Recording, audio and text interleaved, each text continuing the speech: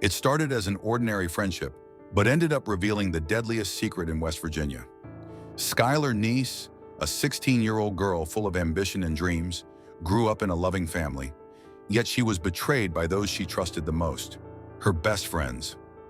What began as a close bond between Skylar, Shelia, and Rachel turned into a nightmare that shook the entire world.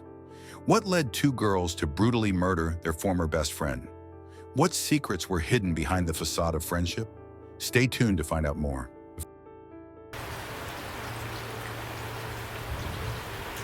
Skylar Neese was born on February 1, 1996 in West Virginia. She grew up with her mother Mary and her father Dave. Early on, Skylar stood out as an intelligent and passionate girl. When she started something, she always made sure to see it through to the end. Her parents described her as stubborn but ambitious, with a dream of one day becoming a criminal defense attorney. In second grade, Skylar met Shelia Eddy, who was 5 months older. Shelia, an only child, had a tumultuous home life, as her parents often argued. From that moment on, the two became inseparable best friends. They shared everything, and Shelia spent more time at Skylar's house than at her own. When they started high school, their bond remained strong. It was there that they met Rachel Shoaf, who later joined their duo. Rachel was deeply religious, regularly attending church with her parents, and had a passion for acting and singing. Initially quiet and reserved, Rachel quickly formed a friendship with Skylar and Shelia. Together, the three formed an inseparable trio. However, as they entered their teenage years, they began skipping classes, drinking alcohol, and smoking marijuana. Skylar's parents blamed Shelia and Rachel for being a bad influence, while Rachel's strict religious parents were horrified by their daughter's behavior. Despite the growing concerns, their friendship endured. In 2011, when the three were about 15 years old, they attended a party together. They had fun and spent the evening laughing, but later the mood shifted. Shelia and Rachel grew closer and in a carefree moment kissed. Skylar, who witnessed the scene, felt uncomfortable and excluded. This incident created tension among the friends, which only grew in the weeks that followed. During this time, Shelia and Rachel began spending time with new friends, experimenting with various things. Skylar, feeling hurt, often vented her frustrations on Twitter, where she hinted at the growing rift between her and her friends. In one tweet, she even suggested she might reveal Shelia and Rachel's secrets. This led to further conflicts, and Shelia and Rachel started pushing Skylar out of their group. Skylar felt abandoned and deeply hurt, especially since Shelia, her longtime best friend, seemed to be replacing her. In the weeks that followed, teachers and classmates noticed Shelia and Rachel frequently talking about the best way to get rid of a body. At the time, a body had recently been found in their small town, making it a hot topic among students. Consequently, these conversations were initially dismissed as morbid humor. However, things took a darker turn when a classmate overheard Shelia and Rachel explicitly discussing killing Skylar. The girl immediately warned Skylar, but Skylar was unfazed, believing her friends were merely joking with their usual dark humor. When she confronted Shelia and Rachel about it, they vehemently denied ever saying such a thing. Skylar let the matter drop, not giving it much thought. She had grown accustomed to their fascination with macabre topics. For instance, the three had once recorded a video where they discussed the most pleasant ways to die. They debated whether it was better to be shot, drowned, burned, or suffocated. At the time, it all seemed like harmless fun. By spring 2012, however, the dynamics among the girls began to shift significantly. Rachel and Shelia grew increasingly paranoid that Skylar might reveal their secrets. One day, a classmate overheard Rachel saying, "I wouldn't care if she died." Another student heard Rachel telling Shelia in history class, "We should kill her." Shelia reportedly nodded in agreement. Despite the growing tension, Skylar, being kind-hearted, didn't want to give up on her friendship with Shelia, her longtime best friend. She hoped the conflicts would pass and their friendship could return to normal. In June 2012, Shelia and Skylar took a weekend trip to Myrtle Beach, hoping to spend quality time together and repair their friendship. However, the trip only escalated their disagreements, with hardly a day passing without an argument. After returning home, Shelia told Rachel, "Skylar has to die." From that moment, Shelia and Rachel began planning their horrifying scheme. Skylar had no idea of the danger looming over her. On the night of July 5th to July 6th, 2012, Skylar Neese posted her final tweet, "This is why I can never completely trust you." Earlier that evening, Skylar had returned home from her shift at a fast food restaurant. She said goodnight to her parents, kissed them, and went to bed around 10:30 p.m. Later that night, she received text messages from Shelia Eddy and Rachel Shoaf, asking if she wanted to go for a drive and smoke together. Initially, Skylar refused, as she was still upset with them following a recent argument. However, Shelia and Rachel persisted, repeatedly begging her to join them and promising to make things right. Reluctantly, Skylar agreed. The 16-year-old quietly climbed out of her bedroom window and got into Shelia's car, which was already parked outside her house. At approximately 12:30 a.m., the three girls drove off. Unbeknownst to Skylar, a shovel, a change of clothes, and bleach were hidden in the car's trunk. Tools Shelia and Rachel had brought as part of their sinister plan. They drove to a secluded wooded area they had visited before to smoke. After parking, they walked a short distance into the darkness. Suddenly, Shelia said, "I forgot my lighter."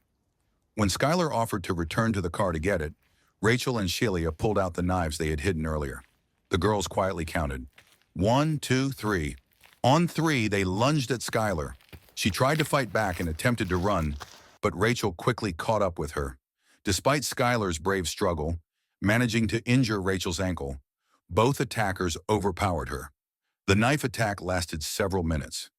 Eventually, they watched as their friend lay gravely injured on the ground. Skylar's final word before succumbing to her injuries was simply, "Why?" Rachel later recounted that they stayed there, watching, until Skylar stopped breathing. Their original plan was to bury Skylar's body. However, the ground was too rocky to dig a grave. Instead, they placed her body near a tree and covered it with rocks and branches. They turned off her phone and left it by her side. Afterward, they washed themselves in a nearby creek, cleaned the knives, and changed into fresh clothes. As the sun began to rise, they returned home, their horrifying deed completed.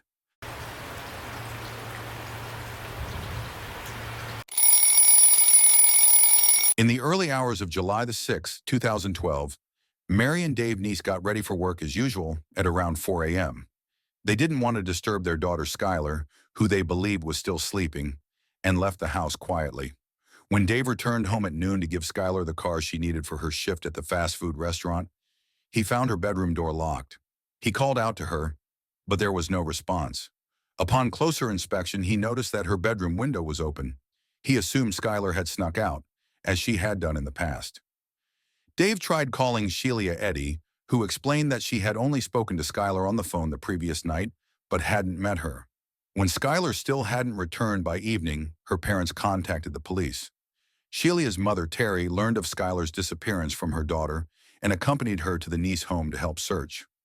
When the police arrived, they questioned Shelia. She admitted that she and Rachel Shoaf had picked up Skylar that night to drive around and talk. According to Shelia, they had dropped Skylar off in front of her house around midnight. The police initially believed Shelia, especially since she seemed actively involved in the search. She and her mother went door to door in the neighborhood, questioning residents for any clues. However, the Neese family home was equipped with surveillance cameras, and the police reviewed the footage. The video showed a car pulling up to the house at 12:30 a.m., but neither the license plate nor other details were clear. Investigators initially theorized that Skylar might have entered a vehicle belonging to a third unknown person. The police told Skylar's parents they suspected she had willingly gone with someone and would return soon. But Skylar didn't come back. Meanwhile, Shelia portrayed herself on social media as a grieving best friend. She posted messages like, "I can't sleep. All I want is for my best friend to come home." At the same time, she claimed she knew nothing that could help the police find Skylar. On July 9th, Shelia was questioned by the police again. She stuck to her story, maintaining that they had dropped Skylar off in front of her house before midnight. However, investigators noted that Shelia didn't seem concerned, but instead showed an unusual interest in the status of the investigation. Rachel was questioned on July 10th after returning from a Bible camp. She appeared surprised and claimed she hadn't known about Skylar's disappearance until then. Rachel confirmed Shelia's version of events. Investigators found it suspicious that both girls' stories were perfectly aligned down to the smallest detail. Still, they continued to consider the possibility that Skylar had run away. A month passed, and the new school year began. While many returned to their routines, Skylar's parents continued their desperate search for answers.